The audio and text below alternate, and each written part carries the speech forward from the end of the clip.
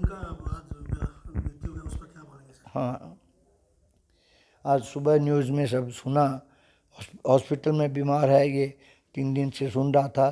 Critical पहले भी बहुत दफ़ा हुआ है, क्रिटिकल होते थे और अस्पताल में भर्ती होते थे।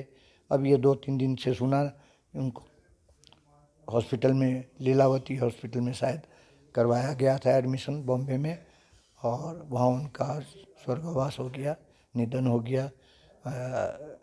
मेरे से इतने, हालांकि बहुत दूर है, कई वर्षों से नहीं मिला, लेकिन मेरे को बहुत तकलीफ़ हुई कि, और एक एक प्रकार से देखेंगे, देखिए जो जीवन वो लास्ट 10 साल जिए हैं बहुत तकलीफ़ में जिए हैं, बहुत बीमारी में जिए हैं। सायरा बानो ने उसकी बहुत सेवा की है। उनकी बीमारी के दौरान भी मेरा कब याद नहीं आ रहा, मेरे को जाने का मौका मिला था, मैं गया था तो मिला भी था, लेकिन वो पहचानते नहीं थे, आदमी नहीं पहचानते थे। सायरा बानो बार बार नाम लेके बताती थी, तब जाके बस ऐसे देखते रहते थे, ऐसे देखते रहते थे। हाँ, तो जो भी है, जितना परिचय था, जैसा भी था, हाँ, बहुत तकलीफ़ है। मैं उनके करीब था, इसके लिए तकलीफ़ है। और दूसरा, एक फिल्म जगत का एक बहुत बड़ा नायक आज हमारे बीच नहीं है, ये भी है। मैं भगवान से प्रार्थना करूँगा उन्हें, उनकी आत्मा को शांति दी। सर आप बता रहे थे, आप जब बीमार थे मुंबई में तो क्या हुआ था सर थोड़ा सा? बहुत सारी कहानियाँ हैं। हाँ, एक मैं सफ़ेद हाथी हमारी फिल्म थी, उसकी डबिंग के लिए, डबिंग एक्टर को डब करना पड़ता है आउटडोर शूटिंग के बाद, तो वो डबिंग के लिए मेरे को जाना पड़ा था। और वहाँ सन एंड सैंड एक 5 स्टार होटल है, वहाँ रुके थे। मैं उस समय अकेला ही गया था, और बाकी ये सब मेरे आर्टिस्ट अश्वनी वगैरह सब जो थे वो बाद में आने वाले थे।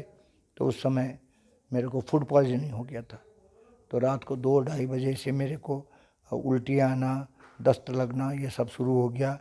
मेरी हालत बिगड़ती गई, और मैंने होटल वालों को किया कि भाई मैं हालत ख़राब है, कोई डॉक्टर, तो इतना बड़ा होटल है, वो बोल दिए कि हमारे तो कोई यहाँ होटल रेसिडेंशियल डॉक्टर भी नहीं है, और अभी रात को तो किसी को बुला नहीं सकते। तो मैंने किसी तरह 5 बजे दिलीप साहब के घर पे फ़ोन किया। मेरे को कोई तो फ़ोन उठाएगा, फ़ोन इमीडिएटली उठा भी, जो भी उनका था आदमी, उन्होंने फ़ोन उठाया। मैंने कहा कि सन एंड सैंड से बोल रहा हूँ, मैंने नाम बताया, यूसुफ भाई को हो, सायरा जी को तुरंत खबर देना। क्या वो तो सब सोए हुए साहब हो, तो उनके जैसे भी हो, उनके पीए को या जैसे भी खबर दे दो तुम। तो वो खबर दी, देते ही उन्होंने आदमी को भेजा, 2 आदमी आए, वो मेरे को अच्छी तरह से गाड़ी में ले गए, ले जाके नानावती हॉस्पिटल में वहाँ एडमिट करवाया। उसके बाद 7-7:30 बजे के करीब खुद दिलीप कुमार आप आए। आप आके मेरे को देखा, प्रताप कैसा है पूछा, मेरी हालत ख़राब थी, सलाइन वगैरह लगा हुआ था। और फिर वो डॉक्टरों से, उनके आने से सब डॉक्टर भी एक्टिव हो गए कि भाई, तो फिर वो ऐसे भी देखते हैं भाई, हॉस्पिटल नामी हॉस्पिटल है। लेकिन उन्होंने बहुत मदद की मेरी। और उसका सन एंड सैंड को मैंने कहा ये तो प्रेस में दूंगा, आपका खाना खा के मैं बीमार हुआ हूँ। तब सन एंड सैंड वाले बोले कि नहीं, आप ऐसा मत कीजिए, हमारी बदनामी होगी, आपका हॉस्पिटल का बिल हम देंगे। तो मेरा हॉस्पिटल का बिल सब उन्होंने दिया। और नेक्स्ट डे सफ़ेद हाथी की डबिंग के लिए अश्वनी वगैरह आया, अश्वनी चाइल्ड एक्टर था मेरा लड़का। तो फिर दिलीप कुमार को पता चला कि अश्वनी भी आया है, तो उसको भी खाने पे बुलाया था। तो पुरानी यादें हैं, तकलीफ़ होती है, जान पहचान का लोग कोई भी जाए। वो मेरे बहुत घनिष्ठ, मेरे को हमेशा प्यार करते थे। छोटा भाई प्रताप भाई, प्रताप भाई, हमेशा प्रताप भाई कहते थे। मैं यूसुफ भाई बोलता था उनको, वो मेरे को प्रताप भाई बोलते थे। विशेषकर मेरा परिचय दिलीप कुमार साहब के साथ, जो हिंदी फिल्म इंडस्ट्री के बहुत बड़े नायक थे, जिनको ट्रेजेडी किंग कहते थे। उनकी बहुत, तो 1948, 50, 55 उन दिनों में वो जितनी फिल्म करते थे, ट्रेजेडिक हीरो का रोल करते थे। बाद में जाके रोमांटिक और ये सब करना शुरू किए। उनकी पुरानी फिल्में बहुत सारी बनी। वो पॉलिटिकल इस पे भी एक फिल्म बनी थी लीडर बोल के पुरानी फिल्मों में। तो यूसुफ साहब तो एक मतलब दादा साहब फाल्के अवार्ड वगैरह कितने अवार्ड उनको मिले हैं। वो तो एक लीजेंड, फिल्म इंडस्ट्री के एक लीजेंड। उनको तो आज की जनरेशन सब प्रणाम करती है। ऐसे सब पुराने ज़माने के, उनका यूसुफ भाई नाम था और हिंदी में दिलीप कुमार हुआ। वो पेशावर पाकिस्तान से आए थे। अब पेशावर में उनका पुश्तैनी घर अभी भी है। वो कितना करोड़ों में अब जा रहा है, तो उसका क्लेम सायरा बानू वगैरह कर रही है। ये सब है। अब बात उनसे मेरा परिचय हुआ, बहुत मेरे को बहुत खुशी है कि उनसे मेरा परिचय जब यहाँ सायरा बानू 68 में शूटिंग करने आई थी झुक गया आसमान की, उस समय शूटिंग हुई के दौरान, और शूटिंग राजेंद्र कुमार, सायरा बानू, उन दिनों प्राय यहाँ जितनी फिल्म यूनिट आती थी मेरा परिचय था बहुत लोगों से, तो वो मेरे को ही रेफ़र करते थे। और उनका इंतज़ाम, होटल में रहना, कितनी गाड़ी डेली चाहिएगी और क्या सामान चाहिएगा, सब मैं व्यवस्था करता था। तो इस तरह झुक गया आसमान का भी 1 महीने व्यवस्था मैंने सब की थी। तो सायरा बानू और राजेंद्र कुमार शादीशुदा थे, लेकिन फिल्म लाइन में होता ही है, तो उनका प्रेमालाप शुरू हो गया था दोनों का।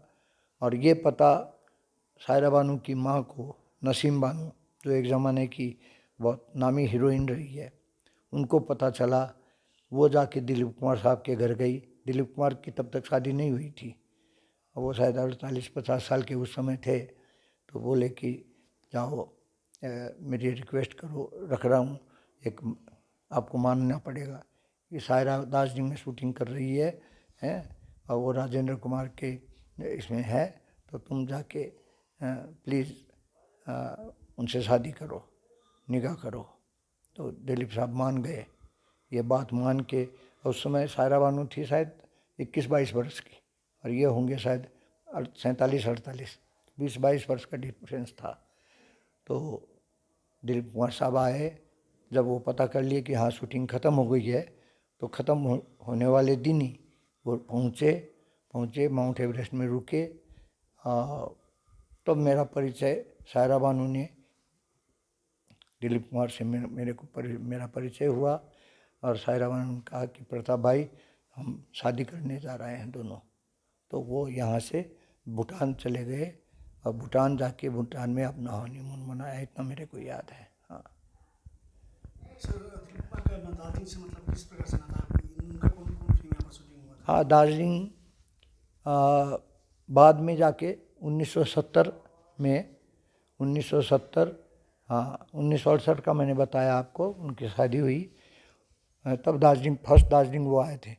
नहीं, फर्स्ट दार्जिलिंग आए थे, उनका पिक्चर B.R. चोपड़ा का नया दौर हुआ था। वैजयंतीमाला और दिलीप कुमार की फिल्म थी B.R. चोपड़ा की। तो वो कलकत्ते शायद कुछ चैरिटी ऐसे पता नहीं मेरे को, लेकिन यहाँ करशोंग में, यहाँ मेरे को याद है, हम उन दिनों तो बहुत ज़्यादा उम्र नहीं थी मेरी, सोराबजी होटल में चाय पीने उतरे थे। तो दिलीप कुमार आया बोल के हल्ला था सब, तो हम भी चले गए थे दौड़ के एज एन एक्सपेक्टेटर। और दिलीप कुमार थोड़ी देर के लिए बाहर आया। वो हमेशा सफ़ेद कपड़े पहनता था। दिलीप कुमार की खूबी थी, कभी भी कलर ड्रेस नहीं पहनना है। शूटिंग के अलावा हमेशा अपने जीवन में सफ़ेद चप्पल, सफ़ेद कुर्ता पजामा या सफ़ेद पैंट और सफ़ेद शर्ट, ये उनकी खूबी थी। और वो कुछ जब लोग कहने लगे दिलीप साहब, तो वो बाहर आके सबको, पब्लिक को ऐसे करके फिर अंदर। तो वो फर्स्ट मैं दिलीप कुमार का दर्शन किया, समझो वहीं। हाँ, और उसके बाद उन्होंने तपन सिन्हा पिक्चर बना रहे थे, सगीना, एक हिंदी में, सगीना महातो बंगाली में। तो 1970 में उन्होंने लोकेशन, वो रियल स्टोरी, सगीना महातो जो है, ये सत्य कथा है। सगीना महातो लेबर लीडर थे, वो रेलवे एम्प्लॉयज़ थे और रेलवे एम्प्लॉयज़ के लेबर लीडर थे। तो उन पर एक कहानी, उन पर स्टोरी तय बना के स्क्रिप्ट करके और तीन धारिया एरिया में शूटिंग, गयाबारी तीन धारिया एरिया में शूटिंग किए थे। वहाँ गयाबारी में इलापाल चौधरी बोल के हैं चाय बागान की बहुत बड़ी मालकिन। अब कौन सा चाय बागान मेरे को ठीक पता नहीं है, लेकिन उनका बहुत बढ़िया अभी भी है बंगलो, वो शायद हेरिटेज बंगलो ही कहूँगा। बहुत अच्छा बंगलो है और बहुत जगह है, खाली जगह भी बहुत है। तो वहाँ सब लोग रुके थे।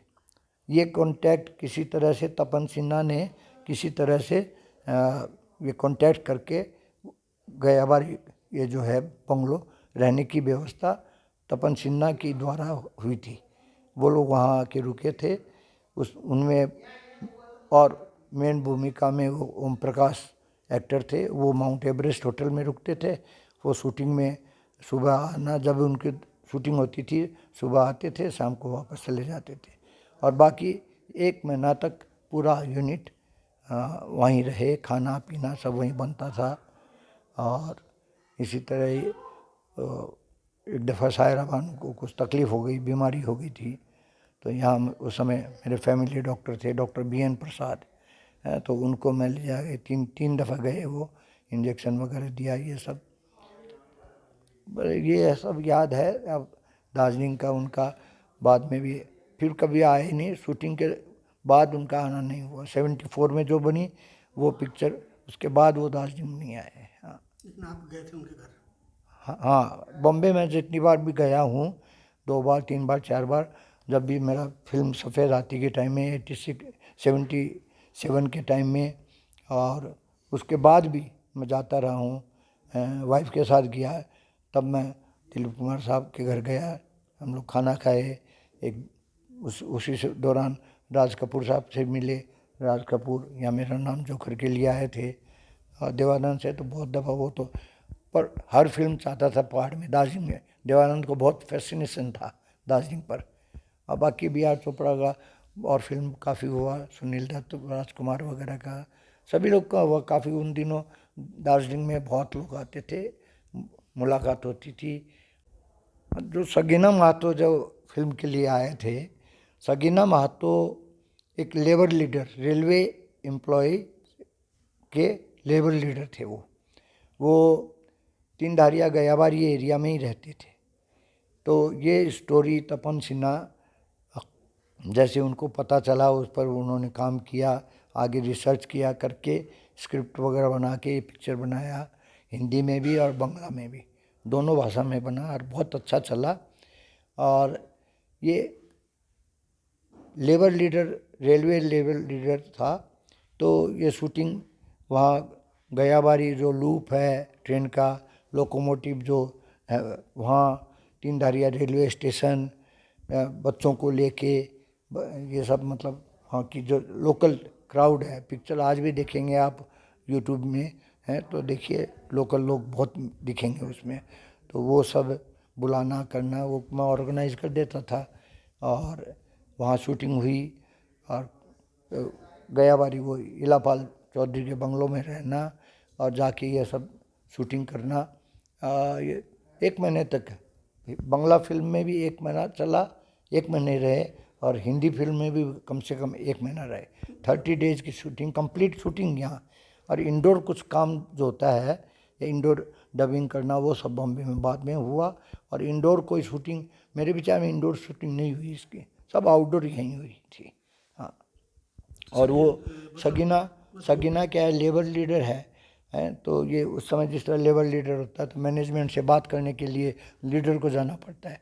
तो मैनेजमेंट उस समय अंग्रेज़ था, अंग्रेज़ लोग जो रेलवे को देखते थे, तो अंग्रेज़ों की बनाई हुई रेल है। तो जो मैनेजर या डायरेक्टर या जो भी कहें, वो अंग्रेज़ थे। तो as a labour leader negotiation करने के लिए बुलाया, तो सगीना गया। सगीना अनपढ़ था, he was not an educated. तो सगीना गया, सगीना बात करके आके जैसा कहा लेबर के पक्ष में है मान लिया। लेकिन साथ साथ में उस समय मार्क्सिस्ट हैं, कम्युनिस्टों की यूनियन होती थी। ये जो टॉय ट्रेन है, शूटिंग टॉय ट्रेन की थी। लेबर लीडर यूनियन जो थी रेलवे की यूनियन थी, और उन दिनों तो उस ज़माने में तो मतलब एक ही यूनियन होती थी सीपीएम की, कम्युनिस्ट पार्टी की।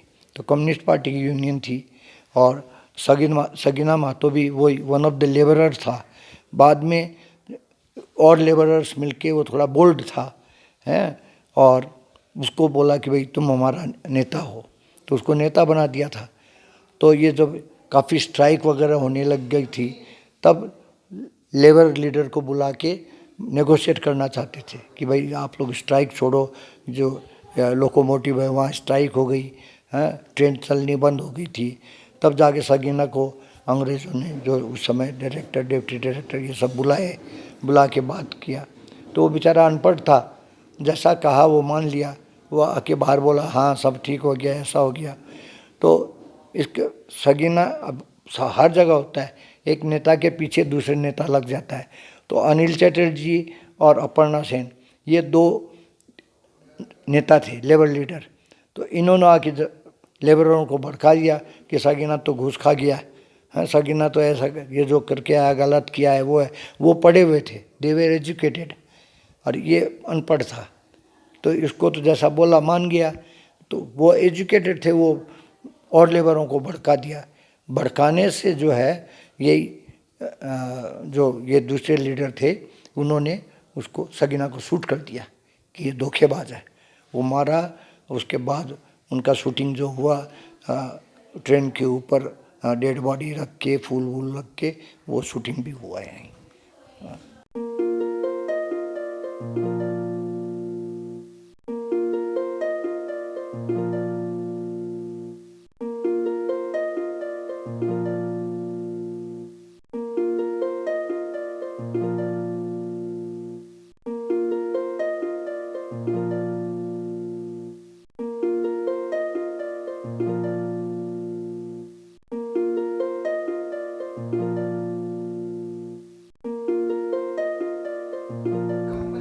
कब का है सर ये?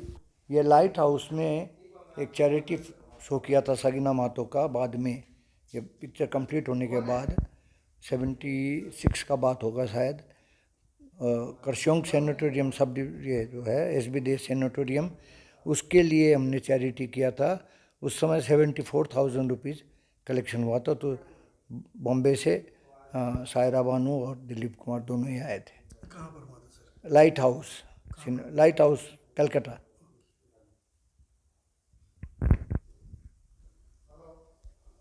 ये उस समय अजीत पांचा वो आए थे, चैरिटी शो हुआ था तब। तो मिनिस्टर था Ajit पांचा, doctor Ajit पांचा।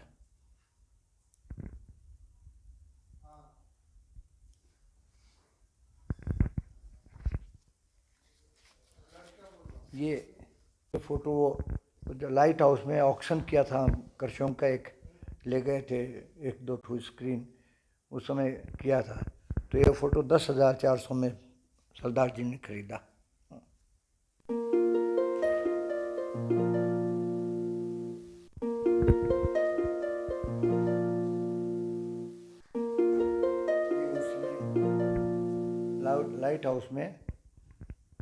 Light house में दिलीप कुमार साहब ने स्पीच दिया था।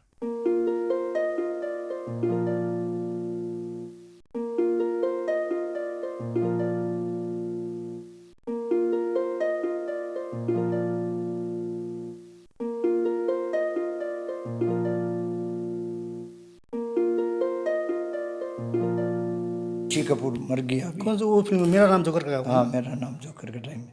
कहाँ पर हुआ था ये? ये दार्जिलिंग में। ये रिसेप्शन हुआ था वहाँ। कहाँ पर? हम लायंस क्लब के लिए सरगम फिल्म मंगवाए थे राज कपूर का। अच्छा, कहाँ, कौन से जगह का सर ये? कैपिटल सिनेमा में दो दोस्तों का। जी जी, संगम। सरगम फिल्म का शूटिंग, संगम सर। संगम फिल्म का शूटिंग में वो मंगाए थे, चैरिटी किया था उस समय, करीब करीब 90,000 रुपये उठाया था लायंस क्लब के लिए। दार्जिलिंग तो से। उस समय हमको ऑनर किया था। हाँ, दार्जिलिंग में। दार्जिलिंग में राज कपूर बैकपाइप बजाया था, वो फोटो नहीं है मेरे पास। ये राजेंद्र कुमार के साथ।